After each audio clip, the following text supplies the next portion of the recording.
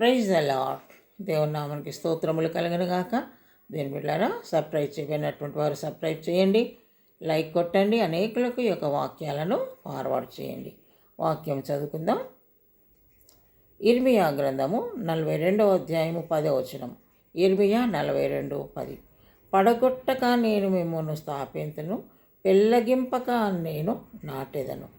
పడగొట్టక నేను మిమ్మల్ని స్థాపింతును. దేని బిడ్డారా, ఈ లోకంలో మనుషులను గమనించినట్లయితే నిలబడినటువంటి వారిని పడగొడుతూ ఉంటారు కదా.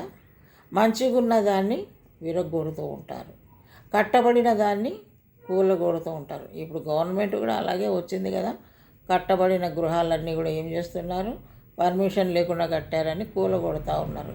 ఈ లోకంలో ఉన్న మనస్తత్వమే అటువంటిది. కానీ పడగొట్టబడినటువంటి గృహాలను, పడగొట్టబడినటువంటి మనుషులను ఆయన లేవనెత్తే దేవుడు. హల్లెలూయా.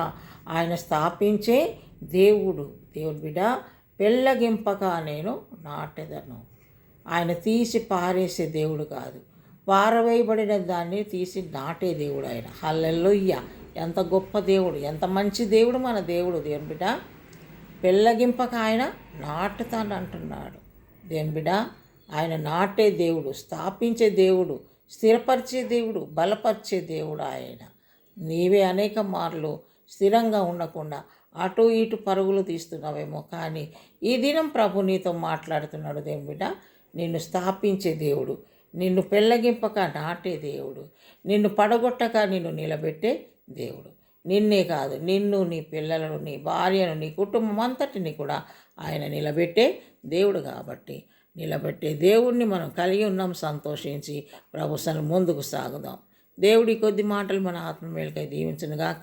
పరిశుద్ధాత్మ దేవా, నీకు స్తోత్రం. అవును తండ్రి, పడగొట్టబడినది నాయన నువ్వు నిలబెట్టే దేవుడవు, పెరికి వేయబడిన దాన్ని తీసి నాటే దేవుడవు నాయన. నువ్వు మంచి చేసే దేవుడవు గనక నా తండ్రి, ప్రతి బిడ్డ నీ యందు ఉన్నటువంటి మంచిని పొందుకొని నీలో ముందుకు సాగుటకు సహాయం చేయం. యేసు నామములో ప్రార్థిస్తున్నాము తండ్రి. ఆమేన్. Praise the Lord. God bless you.